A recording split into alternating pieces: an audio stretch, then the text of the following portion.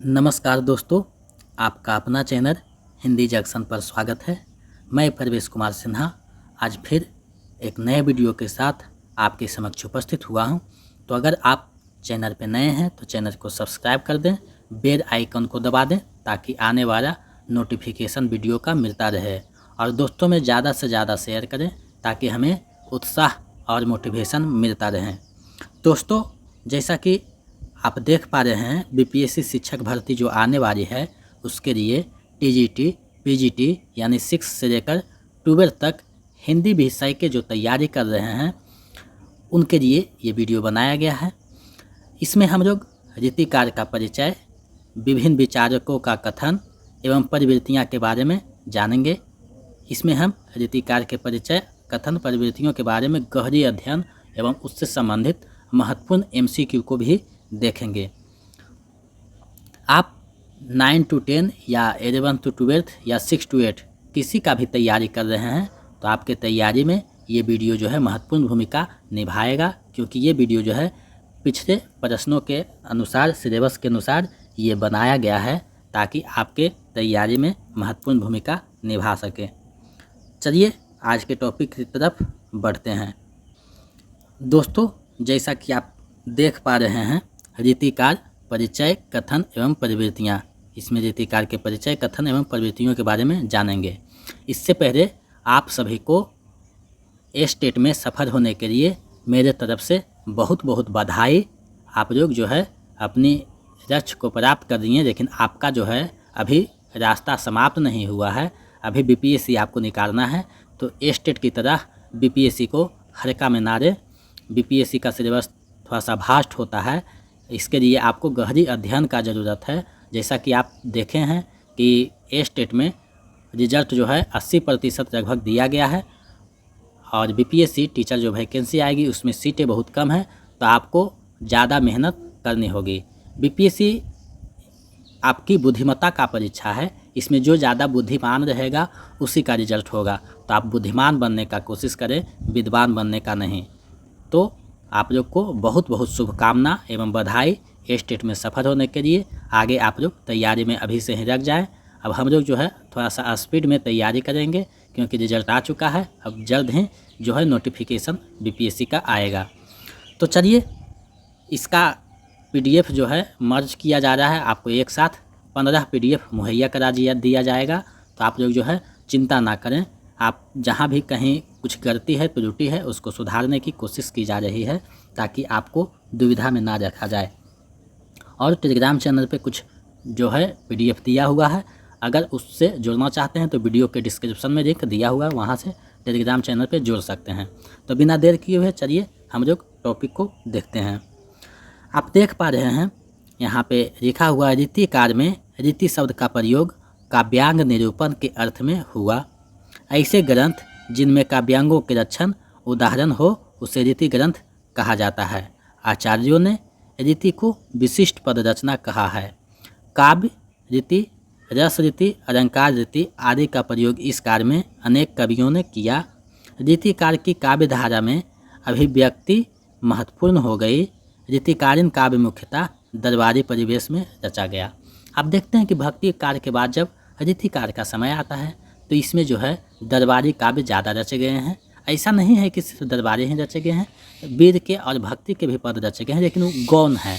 मुख्यतः श्रृंगारिक पद और दरबारी परिवेश में काव्य रचा गया है, इसलिए इसका नाम जो है रीति दिया गया है। चलिए आगे हम लोग बढ़ते हैं। रीतिकाल यानी उत्तर मध्यकाल का समय शुक्र जी ने 1700 से 1900 ईस्वी माना है, यानी संवत 1700 से संवत 1900 ईस्वी तक को जो है शुक्र जी रीतिकार का समय मानते हैं, जिसे उत्तर मध्यकाल भी कहा जाता है। आगे हम लोग देखते हैं।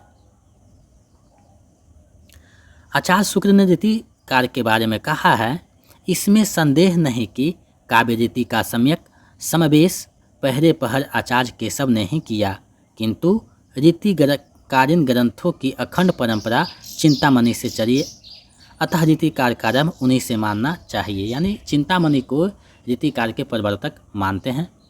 बच्चन सिंह ने रीतिकार के कवियों के बारे में कहा, रीतिकालीन कवि कविता के सौदागर थे। यानी रीतिकार के जो कवि थे वो कविता के सौदागर थे, यानी अपनी जो है धन पाने के लिए राजाओं की प्रशंसा करते थे, उसके लिए कविता लिखते थे। आगे श्याम सुंदर दास लिखते हैं, राजाओं से पुरस्कार पाने तथा जनता द्वारा समदृश होने के कारण रीतिकार की कविता श्रृंगार रसमयी हो गई और अन्य प्रकार की कविताएं उसके सामने दब सी गई। यानी राजाओं के पुरस्कार के चलते ज़्यादातर कवि जो हैं कविताएं लिखने लगी श्रृंगारिक, और जो है अन्य प्रकार की जो कविताएं थे वो दब सी गई। ये मानना श्याम सुंदर दास का है। हजारी प्रसाद द्विवेदी क्या कहते हैं उनके बारे में हम लोग देखते हैं। हजारी प्रसाद द्विवेदी रीतिकार के बारे में कहा है, यहाँ नारी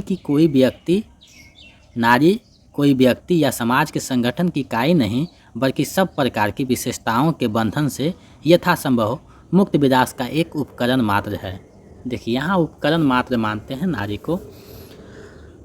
आगे हम लोग देखते हैं मुख्य बिंदु क्या है। रीतिकार के प्रवर्तक के संबंध में विभिन्न जो मत हैं वो इस प्रकार हैं, यानी कौन से किसे माने हैं।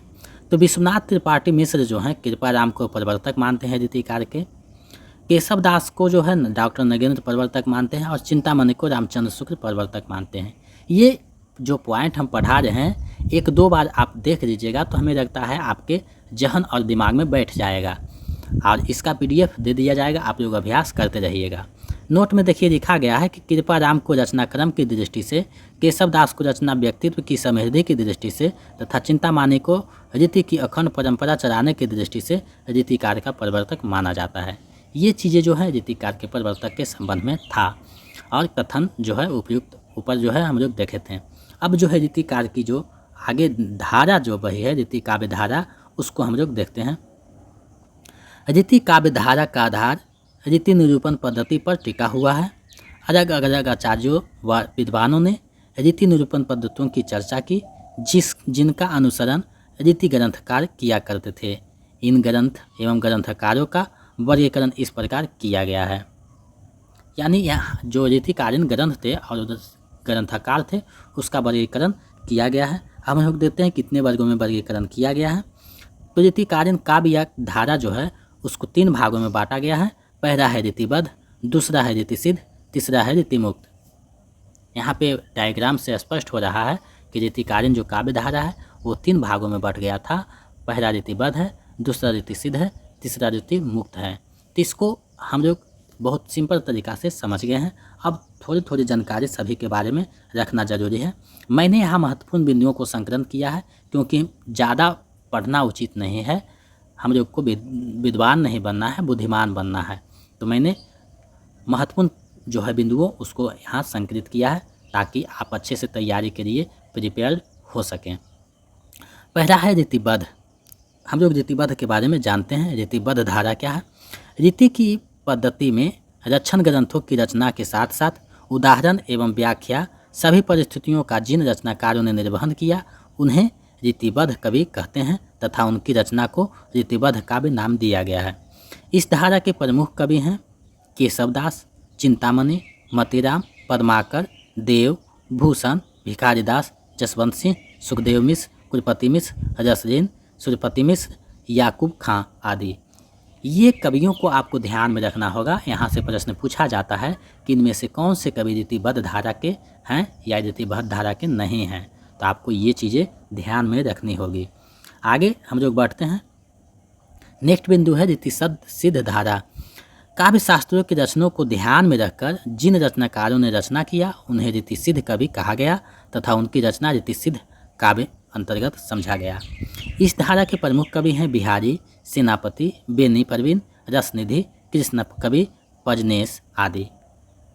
तो ये चीज़ आपको 1-2 बार देख लेनी है कि कौन धारा के कौन से कवि हैं, क्योंकि यहाँ से प्रश्न बराबर पूछा जाता है, चाहे नेट का एग्ज़ाम हो या फिर PGT का एग्ज़ाम हो। आपकी तैयारी जो है PGT से लेकर नेट लेवल पे की जा रही है। तो जो EMRS जो PGT का तैयारी कर रहे हैं और जो नेट का तैयारी करें उनके लिए भी फायदेमंद है। तो आप लोग आराम से इसको देखिए और तैयारी कीजिए। नेक्स्ट जो है रीतिमुक्त धारा है। इसका है जिन रीतिकालीन कवियों ने रीति की पद्धति से हटकर अभिव्यक्ति के जग अनुभूति, रोक, रुचि तथा विरह श्रृंगार की रचना की वे कवि रीतिमुक्त कहलाए तथा उनकी रचना रीति काव्य की श्रेणी में गिनी गई। इस धारा के प्रमुख कवि हैं घनानंद, आरम, बोधा, ठाकुर, द्विजदेव आदि।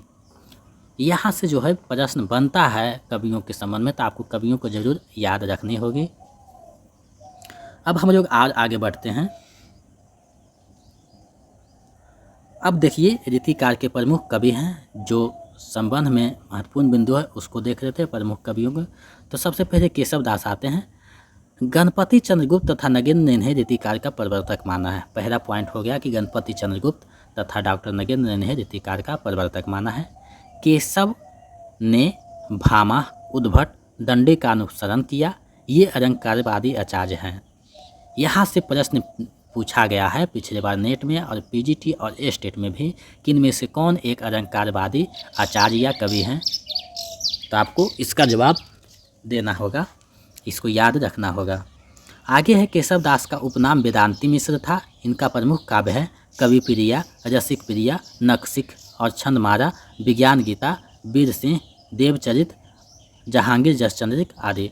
तो ये पुस्तकों का नाम आपको याद रखना होगा।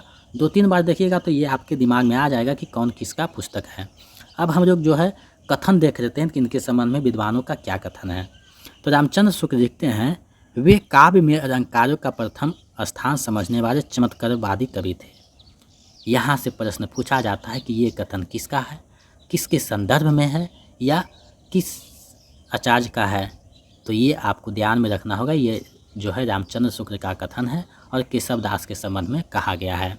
नेक्स्ट कथन है, केशव को कवि हृदय नहीं मिला था, उनमें वह सहृदयता और भावुकता ना थी जो एक कवि में होनी चाहिए। ये कथन भी रामचंद्र शुक्ल का है। आगे देखते हैं, प्रकृति के नाना रूपों के साथ केशव के हृदय का सामंजस्य कुछ भी ना था। ये रामचंद्र शुक्ल लिख रहे हैं केशव दास के संबंध में। विश्वनाथ प्रसाद मिश्र के अनुसार लिखते हैं विश्वनाथ प्रसाद मिश्र, रीतिकार का सम्यक परिवर्तन केशव दास द्वारा भक्ति कार्य में ही हो गया था। तो ये कथनों को आपको 1-2 बार देखने पर दिमाग में आ जाएगा, ध्यान में रखना होगा। नेक्स्ट जो प्रमुख कवि हैं वो हैं बिहारी दास, उन्हीं को हम लोग देखते हैं। बिहारी रीति सिद्ध धारा के सबसे महत्वपूर्ण कवि माने जाते हैं। इनकी एकमात्र रचना बिहारी सतसई है जो इनकी प्रसिद्धि का आधार है। इसमें 713 छंद हैं।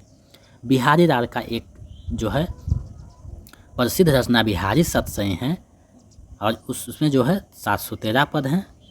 इसलिए बिहारी को गागर में सागर भरने का कवि कहा जाता है। आपको ये भी ध्यान में रखता है कि इसमें गागर ने सागर भरने का काम किया तो बिहारी ने किया है। इनकी बिहारी सतसई एकमात्र रचना है जिसमें 713 छंद हैं। बिहारी को राधा चरण गोस्वामी ने, पीयूष बरसी तथा रेडवेंड एडविन गिरविज ने शब्दों का चतुर प्रयोक्ता मात्र कहा है। आगे देखते हैं इनके संबंध में कथन। जॉर्ज गिरियर्सन बिहारी के संबंध में कहा है, पूरे यूरोप में एक भी कवि बिहारी की बराबरी नहीं कर सकता। यूरोप में बिहारी सतसई के समकक्ष कोई रचना प्राप्त नहीं होती। ये जो है जॉर्ज गिरियर्सन का कथन है। बिहारी सतसई के संबंध में शुक्र जी का कथन है, श्रृंगार रस के ग्रंथों में जितनी ख्याति और जितना मान बिहारी सतसई का हुआ उतना और किसी का नहीं। इसका एक एक दोहा हिंदी साहित्य में एक एक रत्न माना जाता है। ये कथन जो है बिहारी के संबंध में जो है रामचंद्र शुक्ल का है। आगे देखते हैं, यही एक ग्रंथ है उनकी बड़ी कीर्ति का आधार है। यह बात साहित्य के क्षेत्र के इस तथ्य की स्पष्ट घोषणा कर रही है कि किसी कवि का यश उनकी रचनाओं के परिणाम के हिसाब से नहीं गुण के हिसाब से होता है। ये कथन जो है रामचंद्र शुक्ल का है। अब हम लोग आगे घनानंद के बारे में देखते हैं। घनानंद के बारे में, घनानंद को प्रेम की पीर का कवि कहा जाता है। इनकी प्रमुख रचना वियोगवेदी, स्कृता, प्रीति प्रवास, कृष्ण कौमुदी आदि है। रामचंद्र शुक्ल लिखते हैं, भाषा के रक्षक एवं व्यंजक वर्ग की सीमा कहाँ तक है इसकी परख इन्हीं को थी। आगे देखते हैं, प्रेम का पीर ही देकर इनकी वाणी का प्रादुर्भाव हुआ। प्रेम मार्ग का ऐसा प्रवीण और धीर पथिक तथा जमादानी का ऐसा दावा रखने वाला ब्रजभाषा का कोई दूसरा कवि नहीं हुआ। आप देख पा रहे हैं कि किन कवियों ने क्या जो है कथन कहा है। वासुदेव सिंह कहते हैं, घनानंद की भाषा सरल और स्वाभाविक है जिसमें राज्यार्थ और व्यंग्यार्थ का प्राधान्य है। तो कथनों को आपको ध्यान में रखना होगा क्योंकि यहाँ से भी प्रश्न पूछे जाते हैं। बच्चन सिंह लिखते हैं, घनानंद प्रेम की यातना के कवि हैं। प्रेम का ऐसा आवेग न ठाकुर में है न बोधा में। आवेग का यह प्रखरता सांसारिक नियमों का बांध तोड़ फोड़ देती है। कहीं इसमें बेचैनी तरफ और बेरहता की प्रेरणकारी झंझा है, तो कहीं विषाद का गहनतम मौन यातना की चरम परिणति। ये कथन बच्चन सिंह घनानंद के बारे में लिखते हैं। अब जो है नेक्स्ट कवि हैं पद्माकर, उनके बारे में जानते हैं। कवि आचार्य पद्माकर ने श्रृंगार भक्ति एवं वीर रस काव्य में सृजन किया। पद्माकर ने अपने काव्य में होली एवं अन्य त्योहारों का वर्णन रस विभोर होकर किया। रघुनाथ राव ने इन्हें 1 हाथी 1 लाख रुपया 10 गांव पुरस्कार स्वरूप दिया। इनकी प्रमुख रचना है प्रबोध 50, जगत विनोद, पद्माभरण, हिम्मत बहादुर बिरादरी, जय सिंह बिरादरी, गंगा लहरी आदि। रामचंद्र शुक्ल इनके बारे में देखते हैं। इनकी मधुर कल्पना ऐसी स्वाभाविक और हाव भावपूर्ण मूर्ति विधान करती है कि पाठक मानो प्रत्यक्ष अनुभूति में मग्न हो जाता है। ये कथन रामचंद्र शुक्ल का पद्माकर के संबंध में था। अब कुछ महत्वपूर्ण बिंदु है जिसको हम लोग देख लेते हैं। सुखदेव मिश्र को राजा गौर द्वारा कविराज की उपाधि दी गई थी। रीतिकालीन कवियों में भूषण राष्ट्रीय स्वर के कवि माने जाते हैं। रीतिकार काव्य को मार्कंडेय वाजपेयी ने गुंडेपन और सहोदेपन की हरकत कहा है। गिरधर कबीराय, दीनदयाल गिरी, वृद्ध बैताल तथा सम्मान जो है नीति काव्य धारा के कवि हैं। यानी रीतिकाल में जो है नीतिकालीन के नीति काव्य भी लिखे गए जिसके कवि यहाँ दिए गए हैं। यहाँ से भी प्रश्न पूछा जा सकता है। अब हम लोग आगे बढ़ते हैं, देखते हैं कि रीतिकाल की जो है क्या प्रवृत्तियाँ रही हैं।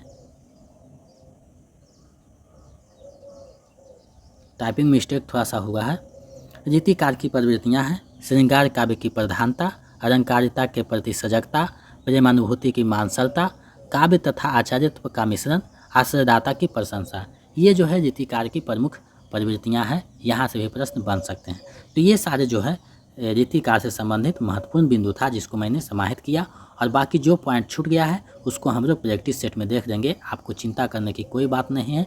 आप लोग अगर जो है मन से थोड़ा देखिए, कंपटीशन हार्ड है, इसको जितना ज़्यादा आप देखिएगा उतनी तैयारी मजबूत होगी। आपको जो है इसका PDF दे दिया जाएगा, उसको मर्ज किया जा रहा है, कुछ चार्ज रखा जाएगा ताकि जो है टाइपिंग का जो करता है उसको भी कुछ जो है टाइपिंग का मेहनत मिल सके। आप लोग जो है टेलीग्राम चैनल पर जुड़ के कुछ PDF वहाँ दिया गया, वहाँ से PDF प्राप्त कर सकते हैं, जिसका लिंक वीडियो के डिस्क्रिप्शन में दिया गया है। अब हम लोग जो है इससे संबंधित महत्वपूर्ण MCQ है उसको देख लेते हैं। पहला प्रश्न है, रीतिकाल के किस कवि ने अपनी कविताओं में ऋतुओं और त्योहारों के साथ जीवन के खूबसूरती को मिलाया है। यानी रीतिकाल के किस कवि ने अपनी कविताओं में ऋतुओं और त्योहारों के साथ जीवन को खूबसूरती के साथ मिलाया है, आपको बताने हैं। विकल्प आपके सामने है। BPSC के अनुसार 5 विकल्प, सही विकल्प का चयन करना है। तो आप लोग ऊपर इसका जो है पढ़े हैं, त्योहारों का चर्चा कौन किए हैं, आपको पता होगा। इसका सही आंसर दे दीजिएगा। विकल्प ग सही होगा, ये पद्माकर जो है हो जाएगा। चलिए नेक्स्ट प्रश्न देखते हैं। ये प्रश्न जो है नेट और PGT में पूछा गया है, तो इसी के अनुसार प्रश्नों को हमने सेट किया है और आगे भी पूछे जाने की प्रबल संभावना है। दूसरा प्रश्न है, हिंदी रीति ग्रंथों की अखंड परंपरा चिंतामणि से चली, अतः रीतिकाल का आरंभ उन्हीं से मानना चाहिए। यह कथन किस इतिहासकार का है, आपको बतानी है। विकल्प आपके सामने है, सही विकल्प का चयन करना है। ऊपर इसको हम लोग पढ़े भी हैं, तो इसका सही आंसर विकल्प का हो जाएगा। ये रामचंद्र शुक्ल का जो है कथन है, विकल्प का सही हो जाएगा। चलिए नेक्स्ट प्रश्न देखते हैं। नेक्स्ट प्रश्न है, रीतिकालीन कवि कविता के सौदागर थे, यह विचार किस आलोचक का है, आपको बतानी है। रीतिकालीन कवि कविता के सौदागर थे, ये कथन किस विचारक का है, आपको बताने हैं। विकल्प आपके सामने है, सही विकल्प का चयन करना है। तो इसका सही आंसर विकल्प ग हो जाएगा। ये डॉक्टर बच्चन सिंह का कथन है। चलिए नेक्स्ट प्रश्न देखते हैं। चौथा प्रश्न है, निम्नलिखित में से कौन नीतिकार कवि नहीं है, आपको बताना है कि किसने नीतिकार भी नहीं लिखा या नीतिकार नहीं है, यानी नीति से संबंधित काव्य नहीं लिखा है। विकल्प आपके सामने है, सही विकल्प का चयन करना है आपको। तो इसका सही आंसर विकल्प ख हो जाएगा। मोतीराम जो है नीतिकार कवि नहीं है। चलिए आगे देखते हैं नेक्स्ट प्रश्न को। पांचवा प्रश्न है, निम्नलिखित में से कौन रीतिसिद्ध कवि हैं, आपको बताने हैं। निम्नलिखित में से कौन जो है रीतिसिद्ध कवि हैं। इसका जो सही आंसर है विकल्प का हो जाएगा। बिहारी जो हैं रीति सिद्ध कवि हैं। चलिए नेक्स्ट प्रश्न देखते हैं। छठा प्रश्न है, निम्नलिखित में से कौन रीतिबद्ध नहीं है। बताना है कि इनमें से कौन जो है रीतिबद्ध नहीं है।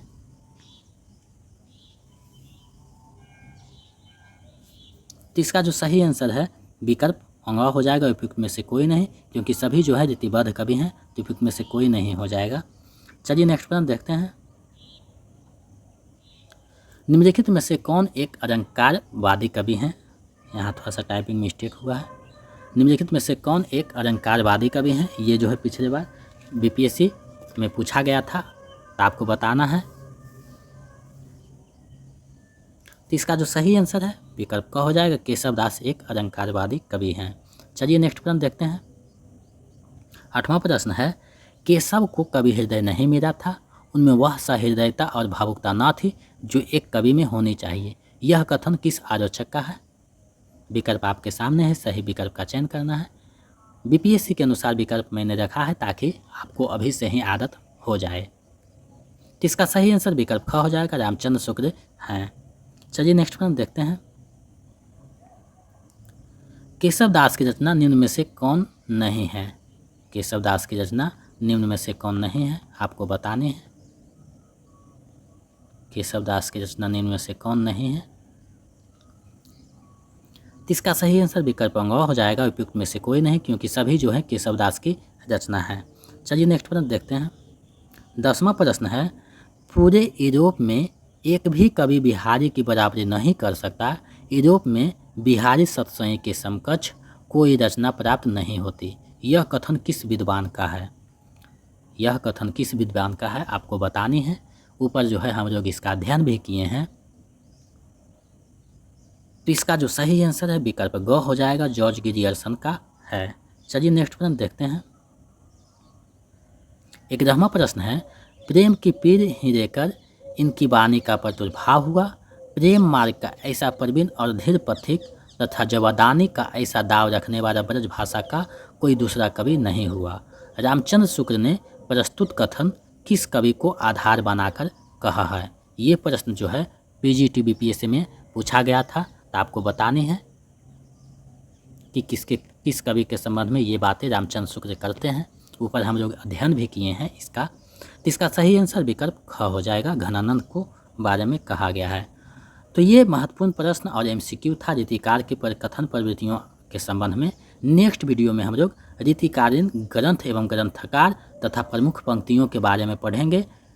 तो आप लोग जो है वीडियो को 1-2 बार देख लीजिए ताकि आपके दिमाग में प्रश्न जो है बन जाए, टॉपिक दिमाग में नोट्स हो जाए। और इसका पीडीएफ जो है आपको 2-4 दिन के बाद एक साथ मर्ज करके दे दिया जाएगा। और इसको जो है जहाँ टाइपिंग मिस्टेक है उसका प्रूफ रीडिंग है चल रहा है और आंसर भी साथ में दिया जाएगा, तो आपको चिंता करने की कोई बात नहीं है। और आप लोग जो है तैयारी में लगे रहिए, क्योंकि अब रिजल्ट आपका आ गया है। आप लोग मन से तैयारी में अब लग जाइए ताकि आपकी तैयारी अच्छे से हो सके। और जो है अगर कोई समस्या है तो मेरा व्हाट्सएप नंबर है, उसको लिख देता हूँ 72 61 81 53 07। इस पे आप व्हाट्सएप करके कुछ पूछ सकते हैं। कॉल नहीं कीजिएगा, कॉल हम नहीं उठा सकते हैं। व्हाट्सएप पे आपकी समस्या का समाधान करने का हम पूरा प्रयास करेंगे। तो आप लोग जो है इस पे व्हाट्सएप कर सकते हैं और अपनी समस्या का समाधान पा सकते हैं। और आप लोग जो है ज़्यादा से ज़्यादा वीडियो को शेयर कीजिए ताकि हमें उत्साह और मोटिवेशन मिलता रहे। ये जो है 1-2 बार आप देख लीजिएगा तो हमें लगता है आपका जो है लगभग तैयारी टॉपिक कंप्लीट होता जाएगा। और बाकी हम पीडीएफ दे देंगे, उससे आप लोग रेगुलर अभ्यास करते रहिएगा। आप लोगों को पुनः एक बार बधाई स्टेट में सफ़र होने के लिए। अभी तक हाईएस्ट नंबर 135 जो है पेपर 2 में आया है। ये बहुत बड़ी बात है। जिनका भी 135 आया उन्हें मैं एक बार पुनः बधाई देता हूँ। उसके बाद सेकेंड स्थान पे 124 नंबर आया है, जो मेरे सूचना के अनुसार प्राप्त है, उसके अनुसार बता रहा हूँ। हो सकता है इससे ज़्यादा भी नंबर हो, लेकिन मेरे पास अभी तक सूचना इतना ही नंबर का है। तो आप सभी को पुनः एक बार बधाई। आप लोग जो है ज़्यादा जो है अध्ययन कीजिए और बीपीएससी की तैयारी में लग जाइए। आपको बुक कौन सी पढ़नी है ये मैं जल्द 1-2 दिन में बता दूंगा। और नोट्स भी तैयार किया जा रहा है, मेरा जो पढ़ा रहे हैं उसका नोट्स, तो आपको ये भी दे दिया जाएगा। तो आपकी तैयारी लगभग मजबूत कर दी जाएगी, आपको चिंता करने की कोई बात नहीं।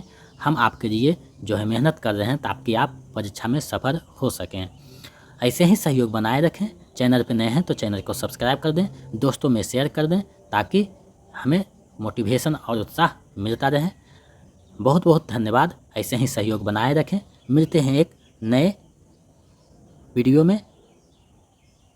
बहुत बहुत धन्यवाद।